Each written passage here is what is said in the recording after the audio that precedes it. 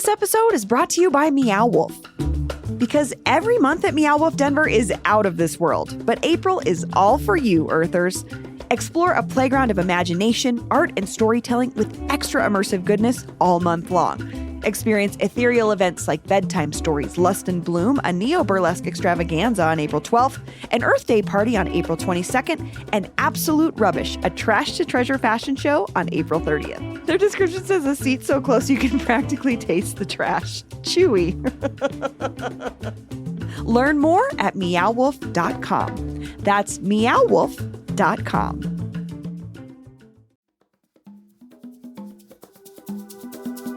Today on CityCast Denver, has the Mile High City lost its shine? We've got some new data in on Denver's population changes. So me and producer Paul Caroli sat down with the state demographer to dig into what the heck is going on and whether or not we should be worried. Today is Wednesday, April 10th. I'm Bree Davies, and here's what Denver's talking about.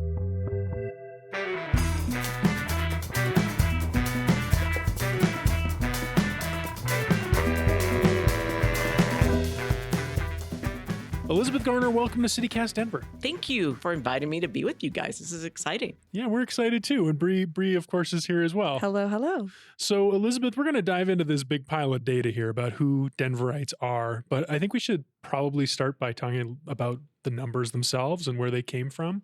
Do you want to explain where this data comes from that you spend your days looking at? So we do a lot of different components that come up with that total population number. So, for example, Denver's right around 716,000 people. We start with a decennial census, and that's basically when you count everybody. On top of that, then we get numbers for births. So then that would add to that population. We get our deaths. So that would subtract from the population. And then we get an estimate for what net migration would be, which is the flow of the ins minus the outs. Lots of different data sources that are used to help come up with that number. And right now it all adds up to about 700,000 people in the county a little bit more. of Denver. If you say 700, Denver will be angry. You have to say 716. Oh, really? Oh, yes. Do you hear from the city about that kind of thing? Oh, yes. Why? Because they get funding is based on numbers. Oh, of course. There's also a little bit of competition between Denver and El Paso County, where Colorado Springs is, on the largest county in the state. So, yes, they care. That's interesting. We got some stakes to this conversation. Exactly. Man. I love it. You mentioned that the migration data comes from a bunch of different sources. And I'm just trying to picture, like right now we're talking about folks coming from Venezuela. That's like a population that's being tracked and counted, or maybe you transfer jobs. So there's that paper trail. I'm just trying to figure out, how do we know how many people are coming in and out? So we do a lot of different pieces. So one big piece is actually trend. We can calculate over periods of time using the two ends of the decennial census. You know, you can take that total population. We know what the births are, the deaths. We've got this since the 1950s. So we know in general, for example, what kind of person Colorado or Denver migrates, basically looking at an age distribution. So that's one piece. Mm-hmm. The second piece is, like, let's say you did live in New York last year, and then you moved to Denver this year.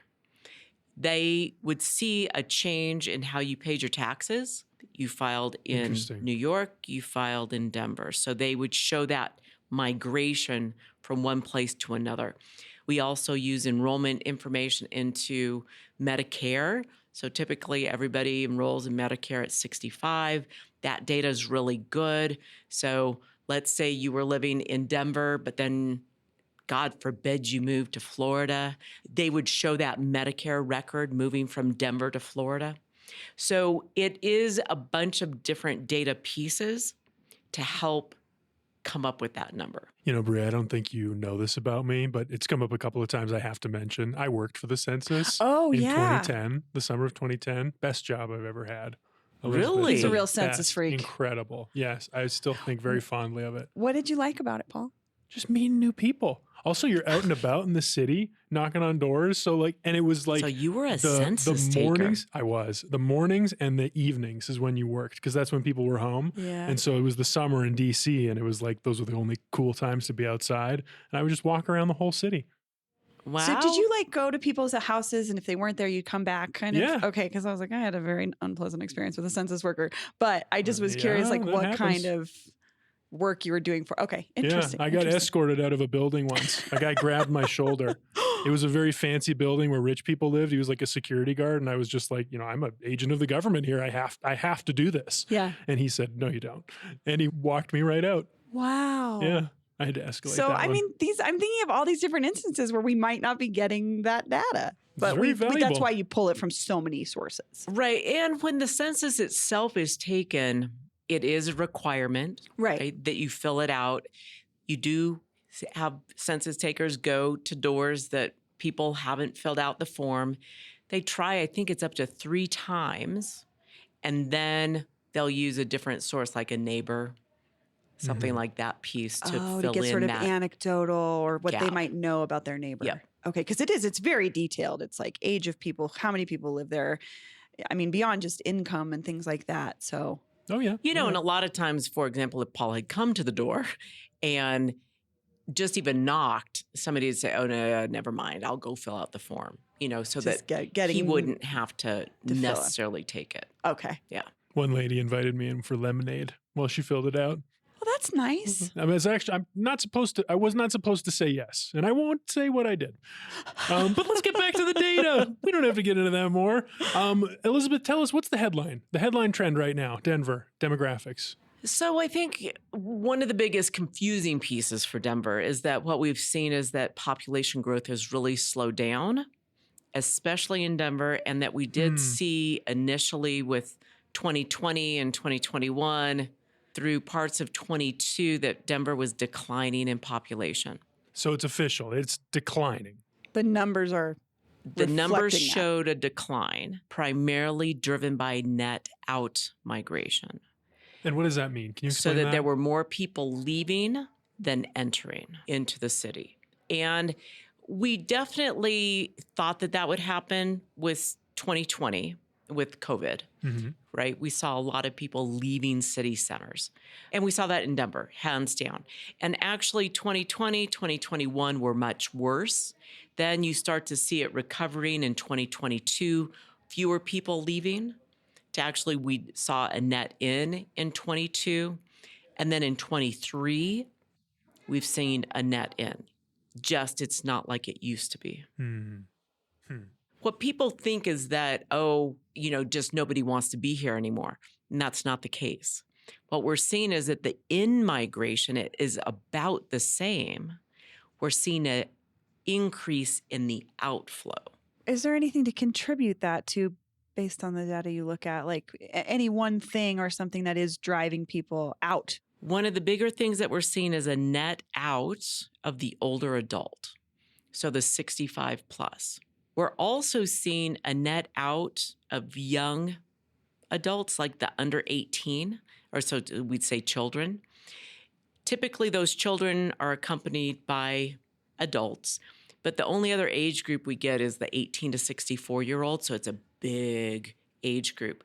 So we know that families with children are leaving, but we also get a ton of 20 to 30-year-olds.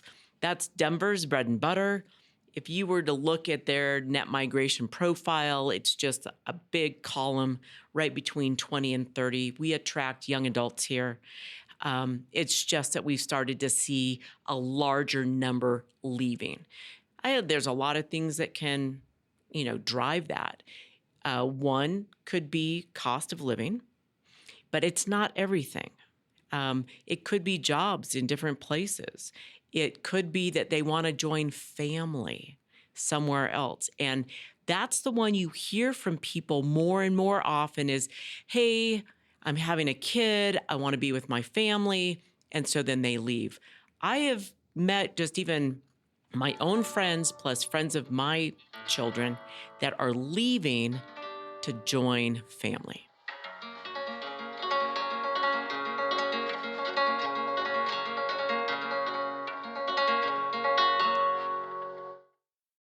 This episode is brought to you by ShipStation. If you run an e-commerce business, you know how much work it takes to produce something great while dealing with complicated shipping issues. That's why over 130,000 companies have turned to ShipStation, an innovative tool that allows you to focus less on shipping and more on building your brand. With ShipStation, you can manage orders, label printing, reporting, and customer service on one easy-to-use dashboard. You'll reduce warehouse costs with reliable enterprise solutions and save thousands on shipping costs with discounts up to 89% off. Plus, you can effortlessly import orders from everywhere you sell online. So, turn your shipping challenges into opportunities for growth. Go to ShipStation.com and use code POD to sign up for your free 60-day trial. That's ShipStation.com, code POD. Well, housing is a big issue. You kind of just touched on it. Let's get into that a little bit deeper. We always talk about how there's this housing gap here and the supply is not caught up to demand and rents are still pretty high. I wonder how you think about housing in connection with population trends. They go together. And we got behind during the Great Recession. So really, if you looked at a trend line of construction of housing, you would really wonder how that industry ever survived and why people choose it as an industry, because all it is a long series of booms and busts. Now, granted, they're long periods of time. We had a bust in the late 80s that led into a big boom all the way through the 90s into the early 2000s. Then we had this .com bust in Colorado that was very location specific. Housing industry takes a while to react to that. So they kept building after we saw a big slowdown in people. That led us straight into the Great Recession. We were still overbuilding compared to population growth. But starting in about 2007, we stopped building. And not until 2017 did we see that building started back up. But between 2007 and 2017, we kept growing because during the Great Recession, there was nothing that stopped population growth.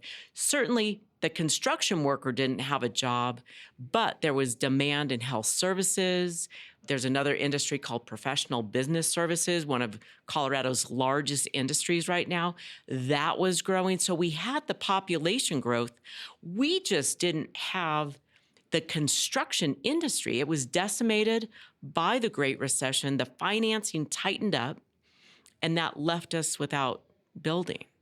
And then not until, again, like I said, 2017, 2018, did we come back. And actually, this is the part that's funny. You know, people talk about the problems with housing, but we've been building back at kind of our peak levels since 2017, 2018, above 40,000 a year. It's just taking us To catch up. time to catch up. And so we are getting really close, Interesting. but it depends where. In Denver, we're getting pretty close. But if you go into some other counties, we're still behind. And a lot of it just depends on where did the building start back up. And Denver's been building a ton of multifamily units. And there's some anti-growth sentiment and regulations around us and other municipalities that might be also sort of pushing on that, pushing back into Denver. Or other places, Okay. right? So, you know, you do hear about that, the NIMBYism or the Yeah. maybe zoning constraints. And it doesn't mean that the total housing wasn't allowed. It just might not have been in a certain area. And then it just pushed into a different area. So we definitely see like Weld County. They have been going gangbusters in terms of construction.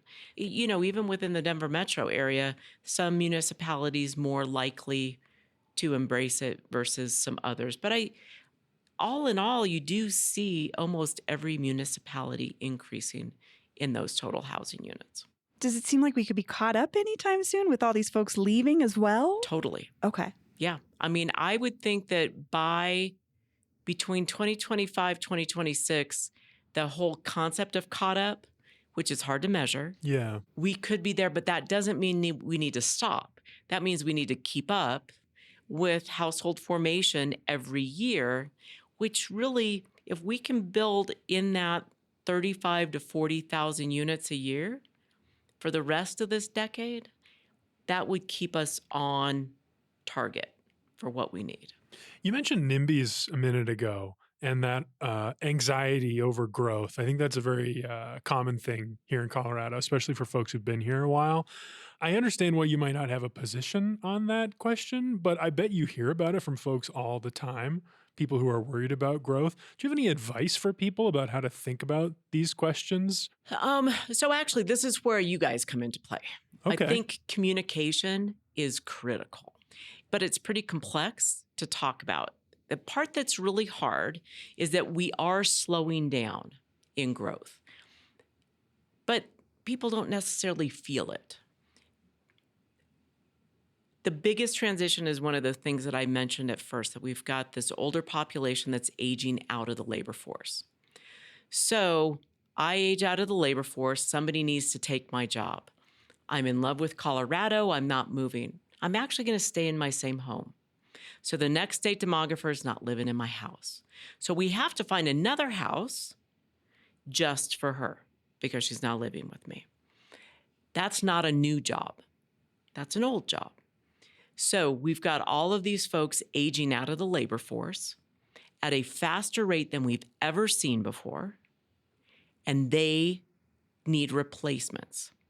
Those replacements need housing. On top of that, we're growing jobs. So we've got about-ish, the forecast for this decade is around 40,000 new jobs a year and about 40,000 retirements a year. That's a demand for 80,000 new workers a year. So we need those people. Typically, we attract them from out of state along with our own kiddos, and that's what people are angry about. So we have to describe it and say, hey, do you still want that nurse? Do you still need that home health aide for your mom? Do you still like to go out for beers in the afternoon? If you do, we need to be able to accommodate the housing for those people. So I think within a community that might be where the people that live there might be, do we really need more people? Is if you explain, we're going through a transition, we've got people aging out, we need people to fill these jobs, that then they might be more accommodating and understanding why we need people. NIMBYism solved. There we go. One of the biggest stories we've been talking about all year is this influx of newcomers from Central and South America. It's like a new wave of people, it's a migration of people. It's not the first one to make up who we are as Denverites, Do you ever think about that from the historical standpoint of who we are as a people together? Oh, completely. I mean, that's because how we migrate people is then who we become later. So back in the 70s, and you can kind of tell by looking at like parts of Jefferson County, that was when a lot of Jeffco was built. You've got a lot of the housing units and housing styles that were very 70s were in Jeffco. So we can see when they came in here, and they were the young baby boomers. Because that's when they would have been in their 20s and 30s. We attract a lot of 20 and 30-year-olds. John Denver. I was like the John Denver effect. John we Denver talk about this a lot. did it, did a big piece, but we were also expanding the federal center at the same time, and that's why it was Jefferson County that also saw a lot of the growth and a lot of the housing going jobs-wise? Is that what you're job-wise, saying? because Okay. the federal center's in Jeffco. Sure. So we see that. In the 90s, we had another kind of big boom. A lot of our housing industry was booming at that time. It was following the 80s when things fell apart. We had the savings and loan and the oil and gas bust at the end of the 80s, which we had really depressed prices. So people are like, ooh, Colorado's now a bargain. Come to Colorado during that time frame. And that is actually where we saw a lot of international migration, especially from Mexico and Central America, attracted to fill positions in the construction industry. Well, that was our largest recent migration of a lot of international folks. Now it's their children that are here that are having children. So they're the second and third gen of that group that came in the 90s that's creating the different growth around the state. But they're not international anymore. They were born here. Well, Elizabeth Garner, thank you so much for joining us. Thank you so much for the invitation.